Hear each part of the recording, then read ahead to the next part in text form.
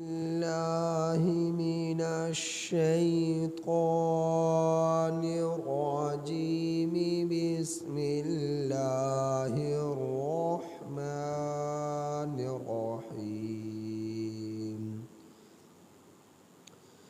يا أيها الذين آمنوا لا تحلوا شعائر الله ولا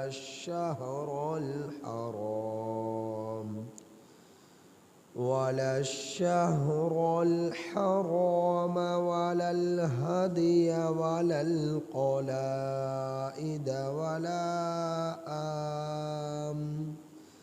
ولا آمين البيت الحرام يبتغون فضلا من ربهم ورضوانا.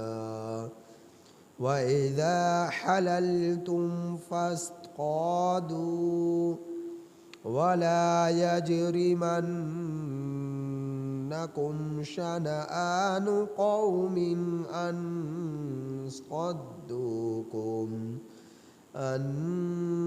صدوكم عن المسجد الحرام أن تعتدوا وتعاونوا على البر والتقوى ولا تعاونوا على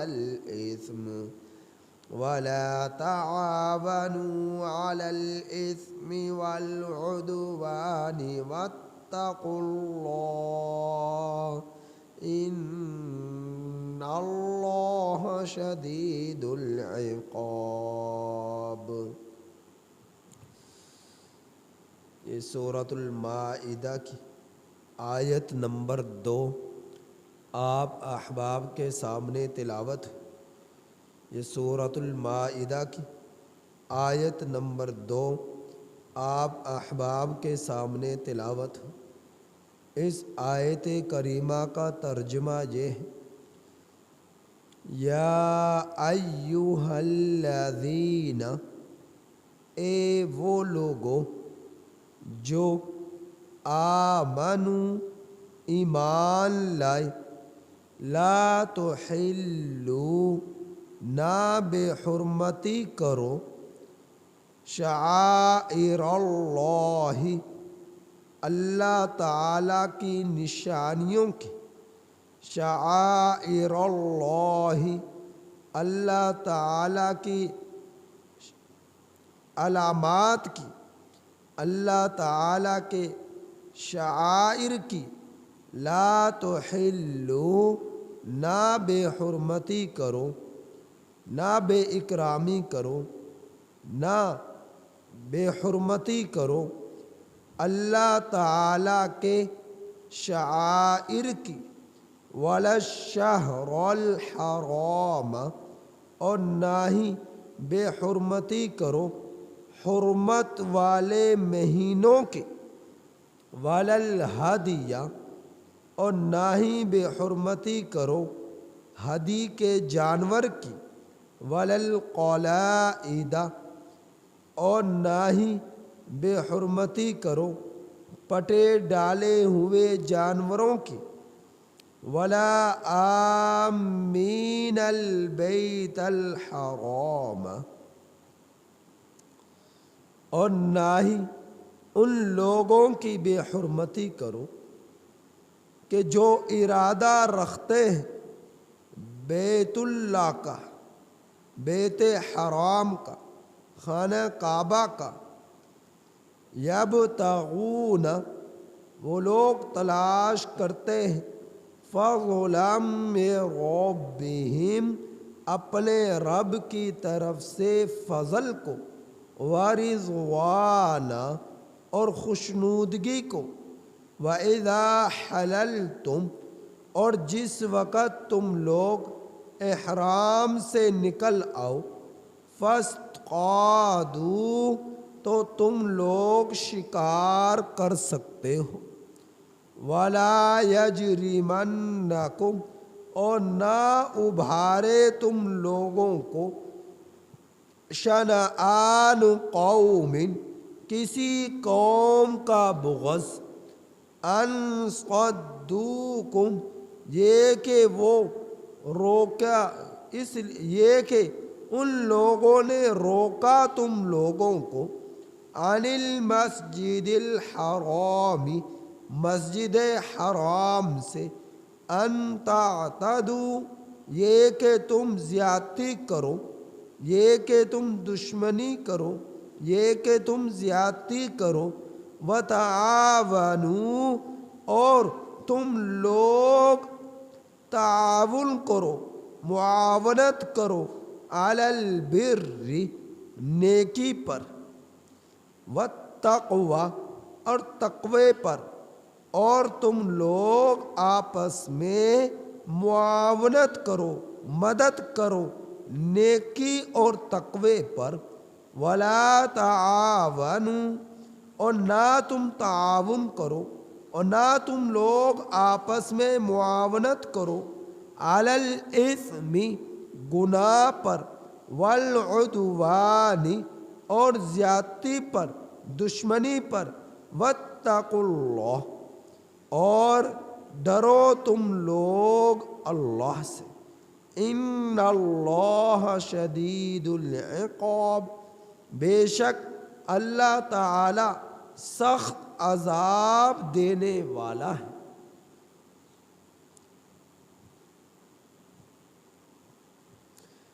اس آیت کریمہ میں اللہ تعالی اہل ایمان کو مخاطب فرماتے ہوئے فرما رہے ہیں، اے وہ لوگو جو ایمان لائے ہو، نہ تم بے حرمتی کرو اللہ تعالیٰ کی نشانیوں کی۔ شعائر، یہ شعیرہ کی جمع ہے۔ شعیرہ کہتے ہیں علامت کو، نشانی کو شعائر کہا جاتا ہے۔ اللہ تعالیٰ کی نشانیوں کی بے حرمتی نہ کرو۔ شعائر اللہ ویسے تو بہت ساری چیزیں ہیں، لیکن حضرت شاہ ولی اللہ محدث دہلوی رحمہ اللہ تعالی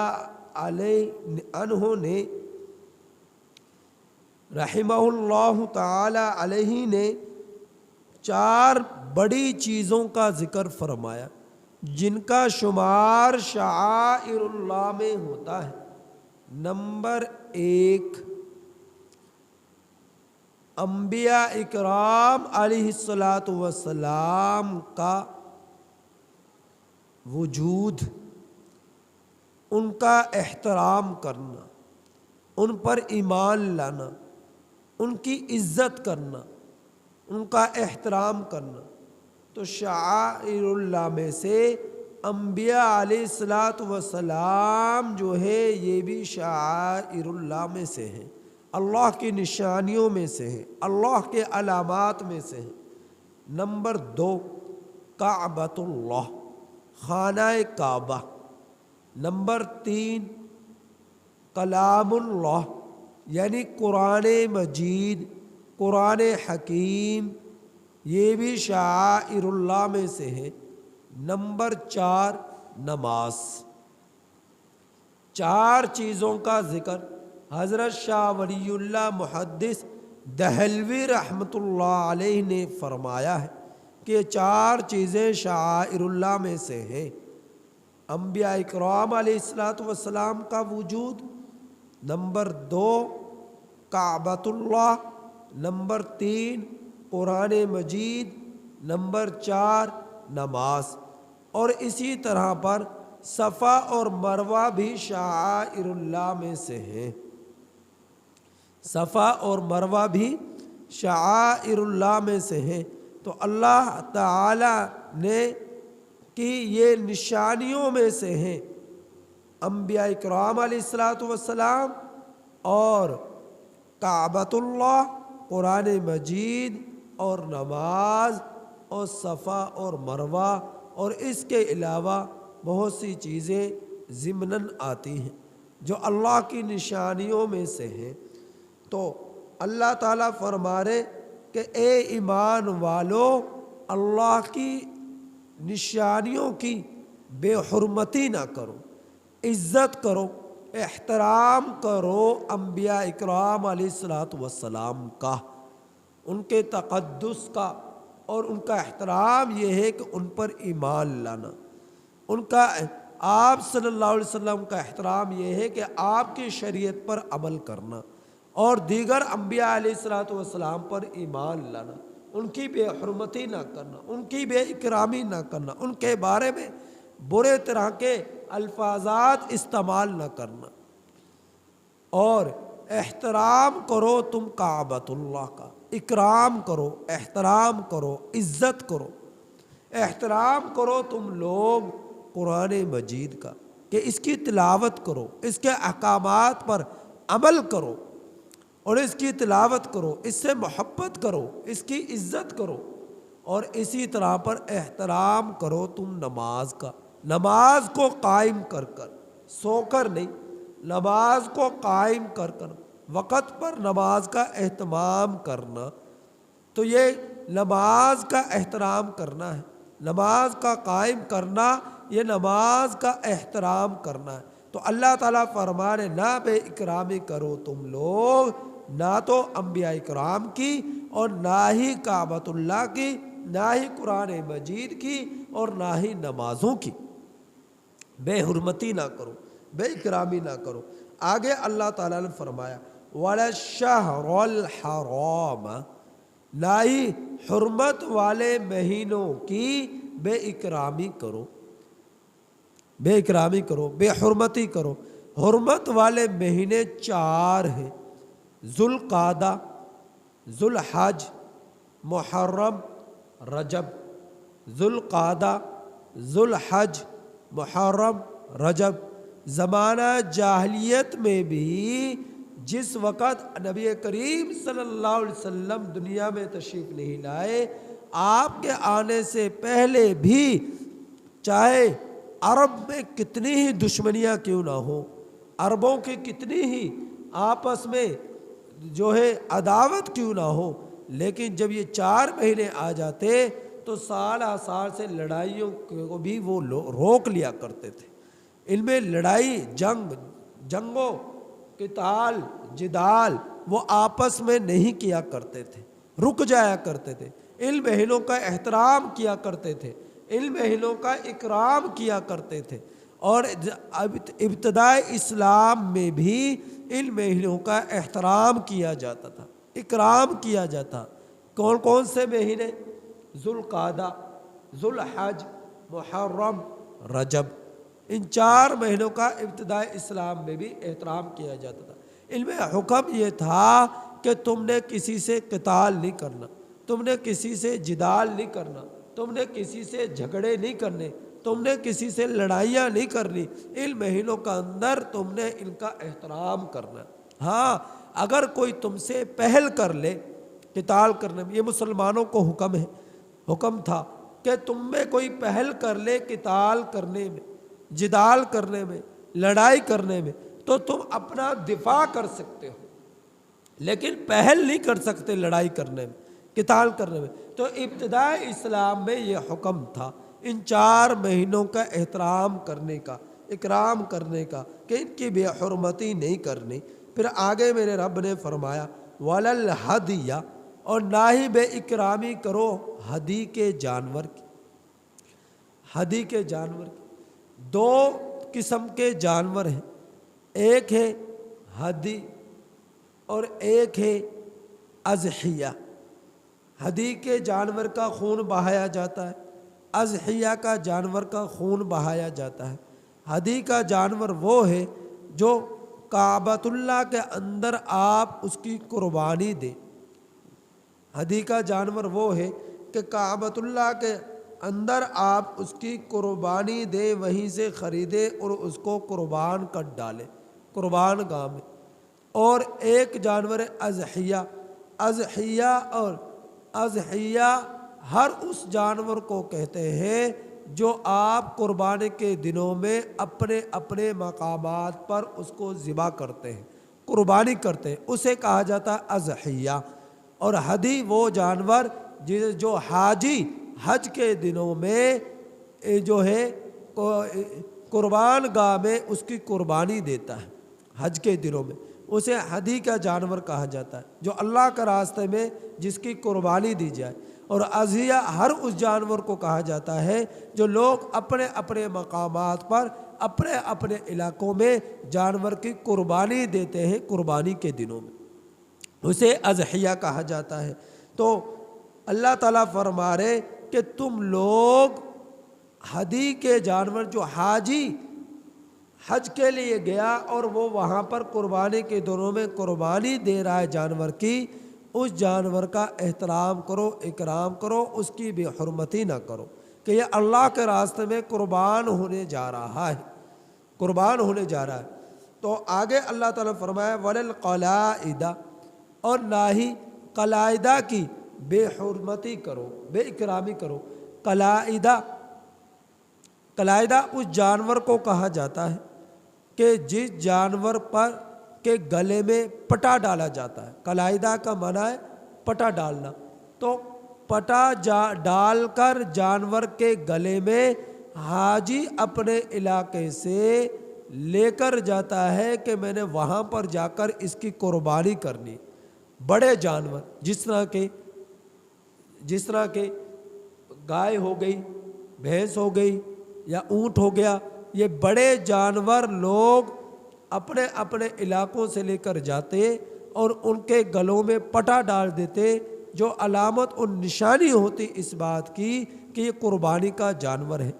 اور جب حاجی اس جانور کو لے کر جاتا تو راستے میں بسا اوقات وضو کرنے کی ضرورت پیش آ گئی، قضاء حاجت کی ضرورت پیش آ گئی، یا کوئی ضرورت درپیش ہوئی جس کی بنا پر اس نے جانور کو ایک جگہ پر باندھ دیا یا چھوڑ دیا اور وہ اپنی ضرورت تقاضے کو پورا کرنے کے لیے آگے چلا گیا، تو اب پیچھے سے اس کے جانور کو کوئی چوری نہ کرے، اس کے جانور کو کوئی ستائے نہ، اسے کوئی تکلیف نہ دے، اسے کوئی وہاں سے بھگائے نہ، کہ یہ حاجی کے جو ہے قربانی کا جانور ہے اور اس کے گلے میں پٹا ڈالتے اس لیے جو کہ علامت اور نشانی ہوتی کہ یہ قربانی کا جانور ہے، لہٰذا اس کو کسی نے ستانا نہیں ہے، اس کو کسی نے تکلیف نہیں دینی، اس کی کسی نے بے اکرامی نہیں کرنی، بے حرمتی نہیں کرنی، چوری نہیں کرنی۔ تو اس طرح اس کا اکرام کرنا ہے ان چیزوں سے بچ کر۔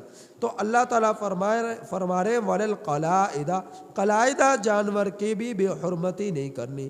آگے فرمایا وَلَا آمِّنَ الْبَيْتَ الْحَرَامَ، اور نہ ہی ان لوگوں کی بے اکرامی بے حرمتی کرنی ہے جو ارادہ رکھتے ہیں بیت حرام کا، حج کرنے کا، ان سے جھگڑے نہیں کرنے، ان سے لڑائی نہیں کرنی، کہ یہ اللہ کے مہمان ہیں اور اللہ کے گھر میں جا رہے ہیں کعبۃ اللہ کا حج کرنے کے لیے، اللہ کے گھر کا حج کرنے کے لیے جا رہے، لہٰذا راستے میں سفر میں وہاں پر جب وہاں پہنچ جائے حرم شریفین، تو وہاں پر بھی پہنچ کر کوئی ان سے جھگڑا نہ کرے، کوئی ان کو ستائے نہ، کوئی ان کی چیزوں کو چھپائے نہ، کوئی ان کی چیزوں کو آگے پیچھے نہ کرے، کسی بھی طرح سے ان کو ایذا نہیں پہنچانی، تکلیف نہیں پہنچانی۔ کیوں نہیں پہنچانی؟ کہ یہ اللہ کے مہمان ہیں اور اللہ کے گھر کا حج کرنے کے لیے یہ دور دراز سے سفر کرنے کے لیے یہاں پر آئے، لہٰذا اب ان لوگوں کا اکرام کرنا ہے، احترام کرنا ہے، عزت کرنی ہے۔ جس طرح کہ الحمدللہ اس مرتبہ جو حاجی حج پر گئے، بڑے شان اور ٹھاٹ کے ساتھ ان کا استقبال اس مرتبہ کیا گیا، کیونکہ اس مرتبہ ایک عالم دین کے سرپرستی میں حاجیوں کے حج کے انتظامات تھے۔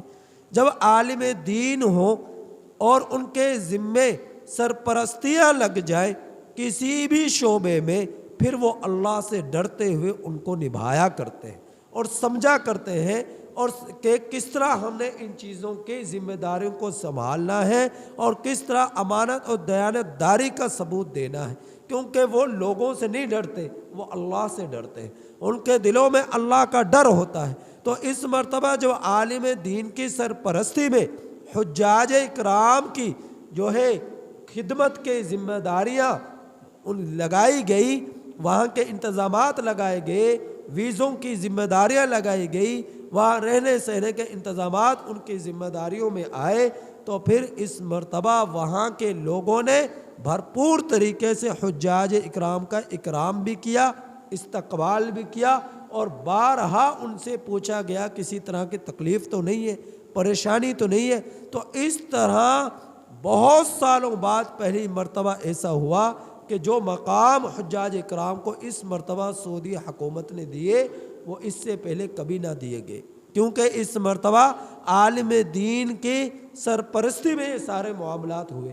اب اگر عالم دین کی سرپرستی میں اگر ملک کا ذمہ داریاں، ملک کے احکامات، ملک کے مختلف شعبہ جات کی ذمہ داریاں جب ایک عالم علماء کے سرپرستی میں دی جائیں تو یقیناً پورے ملک کے اندر سدھار پیدا ہو سکتا ہے، نکھار پیدا ہو سکتا ہے، برائیاں ختم ہو سکتی ہیں، اور جو ہے اللہ رب العزت کے حکم جو عام معاشرے میں ٹوٹ رہے ہیں یہ ٹوٹنے سے لوگ بچ سکتے ہیں جب اہل علم اور جب علماء، اللہ کے نیک بندے جب جو ہے اس سلطنت کی ذمہ داریوں کو سنبھالنے والے ہوں گے۔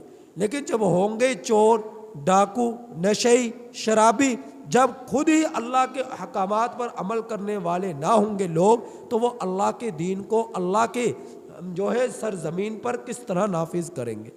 افغانستان کے اندر علماء کی ذمہ داریاں ہیں، علماء ہیں، صلحاء ہیں، علماء ہیں، صلحاء ہیں، مولوی ہیں، اور آج دیکھیں اگرچہ وہاں پر یہاں کے جیسے وسائل تو نہیں ہے، لیکن آپ وہاں پر دیکھیں گے عورتوں کے حقوق بھی دیے جا رہے، اور برائیاں بھی ختم ہو چکی ہیں، بازاروں میں امانت داری ہے، ناپ تول کی پوری طرح ناپ تول کی پاسداری ہے کہ کمی پیشی نہیں کی جاتی، ہر چیز میں اللہ کے حکم کو دیکھا جا رہا ہے۔ تو جب علماء آپ کے اوپر سرپرست ہوں گے، جب علماء آپ کے ملک کے قوانین کو سنبھالیں گے، ذمہ داریوں کو سنبھالیں گے، عدالتوں کو سنبھالیں گے، تو پھر اس سے کیا ہوگا؟ تو اللہ کے فضل سے اللہ کی زمین پر اللہ کا نظام نافذ ہوگا، اللہ کا نظام نافذ ہوگا۔ تو یہ چیز ہے۔ تو فرمایا کہ جب حاجی حج کے لیے جائے تو جہاں جو جانے والا ہے نہ تو راستے میں کوئی ان کو ستائے، نہ وہاں پر پہنچنے کے بعد کوئی ان کو تکلیف دے وہاں پر، بلکہ ان کا استقبال کیا جائے، اکرام کیا جائے، احترام کیا جائے کہ یہ اللہ کے مہمان ہیں اور اللہ کے گھر کا حج کرنے کے لیے آئے ہیں، اور اللہ کے منادی کی پکار پر لبیک کے الفاظ ادا کرتے ہوئے یہاں پر آج آپ پہنچے ہیں۔ تو فرمایا یبتغون، وہ لوگ تلاش کرتے ہیں فضلا من ربہم، اپنے رب کے فضل کو، کہ حاجی جب حج پر جاتے ہیں، حج تو کرتے ہیں، عبادت تو کرنی ہی ہوتی ہے، لیکن ضمناً کوئی تجارت کرنا چاہے تو تجارت کرنے کی بھی اجازت ہے، تجارت کے نتیجے میں اللہ انہیں اس میں نفع دے دے تو یہ بھی اللہ کا فضل ہے۔ تو تجارت ضمناً کرنا چاہے کر سکتا ہے، لیکن تجارت کی نیت سے سفر کرے، عبادت کو پیچھے رکھے تو ایسا نہیں کرنا چاہیے۔ نیت یہی ہو کہ اللہ کے گھر کا حج کے لیے جا رہا ہوں، لیکن ضمناً تجارت بھی ہو جائے تو کوئی مذائقہ نہیں ہے، کوئی حرج نہیں ہے، اللہ تعالیٰ آپ کی اس تجارت میں نفع دے دے۔ پہلے زمانے میں ایسا ہی ہوا کرتا تھا، لوگ سفر تو کیا ہی کرتے تھے حج کا، لیکن راستے میں تجارت بھی کرتے ہوئے آیا کرتے تھے کہ سفر کا ہمیں دنیاوی فائدہ ہو جائے، اخروی فائدہ تو ہونا ہی ہے۔ تو اللہ تعالیٰ فرما رہے وہ لوگ تلاش کرتے ہیں اپنے رب کے فضل کو، ورضوانا، اور رب کی خوشنودگی کو، وَإِذَا حَلَلْتُمْ، اور جس وقت تم احرام سے نکل آؤ، فَاسْتَعْدُوا، تو تم لوگ شکار کر سکتے ہو، پھر تمہیں شکار کرنے کی اجازت ہے، اس سے پہلے شکار کرنے کی اجازت نہ تھی، نہیں ہے۔ فرمایا وَلَا يَجْرِمَنَّكُمْ شَنَآنُ، اور تم لوگوں کو کسی قوم کی دشمنی نہ ابھارے۔ ہوا کیا تھا جس وقت سن 6 ہجری میں نبی کریم صلی اللہ علیہ وسلم صحابہ اکرام کی 1400-1500 جماعت کے ساتھ جو ہے عمرے کی نیت سے سفر کر آئے، اور حدیبیہ مقام پر آ کر پڑاؤ ڈالا، اور مکہ والوں سے عمرہ کرنے کی اجازت طلب کی تو انہوں نے اجازت نہ دی. انہوں نے یہ کہا کہ اس مرتبہ ہم اجازت نہیں دے سکتے، اگلے سال سن 7 ہجری میں آئے اور عمرہ کر سکتے ہیں، اس سال نہیں کر سکتے ورنہ لوگ یہ کہیں گے دیکھو یہ لوگ اپنے دشمن کے سامنے بچھ گئے، گر گئے اور انہوں نے ان کو عمرہ کرنے دیا، انہوں نے کعبۃ اللہ میں آنے دیا، تو ہم اس سال اجازت نہیں دے سکتے، ہم اگلے سال اجازت دے سکتے ہیں، اس سال عمرہ نہیں کرنا. تو سن 7 ہجری کے اندر جو ہے مسلمان آئے اور آپ صلی اللہ علیہ وسلم کے ساتھ عمرۃ القضاء کیا.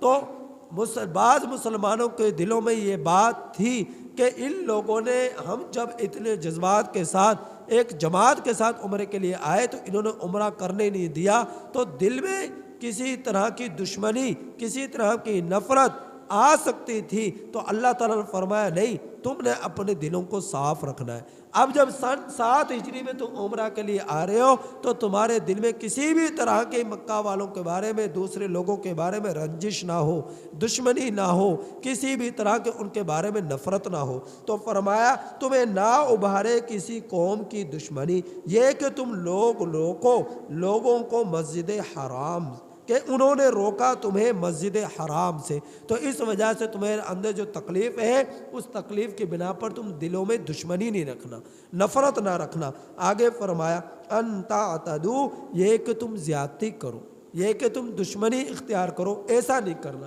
اب تمہیں اجازت مل گئی، ٹھیک ہے، تم عمرہ کرو اور چلے جاؤ جب تمہیں اجازت مل گئی. آگے فرمایا تم آپس میں معاونت کرو نیکی اور تقوی پر، اور معاونت نہ کرو گناہ پر اور زیادتی پر.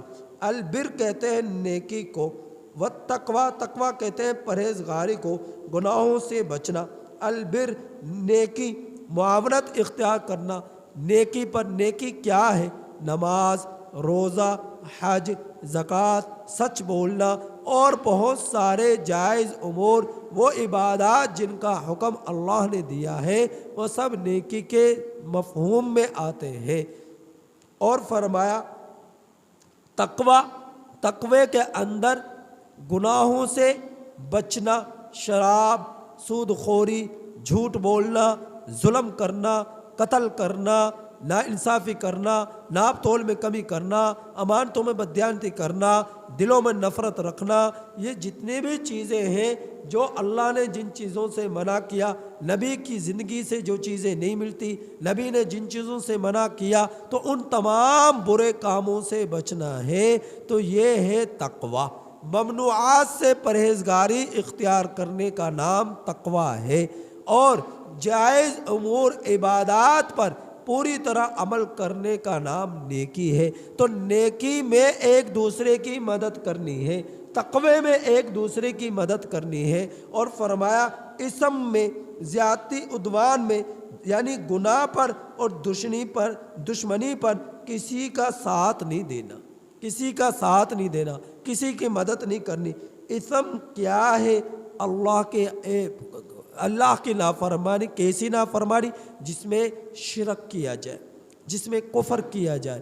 اسم کیا ہے؟ کبائر گناہ. اسم کیا ہے؟ اللہ کے حکموں کو توڑنا. عدوان کیا ہے؟ بندوں کے حقوق. اسم کیا ہے؟ اللہ کے حکم کی پاسداری نہ کرنا. اور عدوان کیا ہے؟ بندوں کے حقوق کو پامال کرنا، زیادتی کرنا، ایک دوسرے کو ستانا، تکلیف دینا، اور ایک دوسروں کی چیزوں میں بددیانتی کرنا، امانتوں میں خیانت کرنا. تو یہ ہے زیادتی. بندوں کے حقوق کو پامال کرنے کا نام زیادتی ہے، اور اللہ کو حکموں کو توڑنے کا نام اسم ہے. واتقوا اللہ، تو ڈرو تم اللہ سے. جب یہ بات ہر بندے کے دل میں بھا گئی، ہر بندے کو سمجھ آ گئی کہ ڈرنا ہے اللہ سے، تو ہر برے کام سے بچنا آسان ہے. جب تک دلوں میں تقوی نہیں آئے گا اس وقت تک ہر برے کام سے بچنا مشکل ہے. تو اللہ تعالیٰ فرما رہے ان اللہ شدید العقاب، بے شک اللہ تعالیٰ سخت عذاب دینے والے ہیں. اللہ کا عذاب بہت سخت ہے. لہٰذا آج دنیا میں اپنے رب کی مان کر، نبی کے طریقوں پر زندگی بسر کر کر زندگی گزار لو تو تم کامیاب ہو. اگر ان طریقوں، نبی اور اللہ کے حکموں سے ہٹ کر زندگی گزاری تو ناکام ہو، اور جو ناکام ہو گیا اس کے لیے سخت عذاب ہے. اللہ سے دعا ہے کہ اللہ تعالیٰ عمل کی توفیق نصیب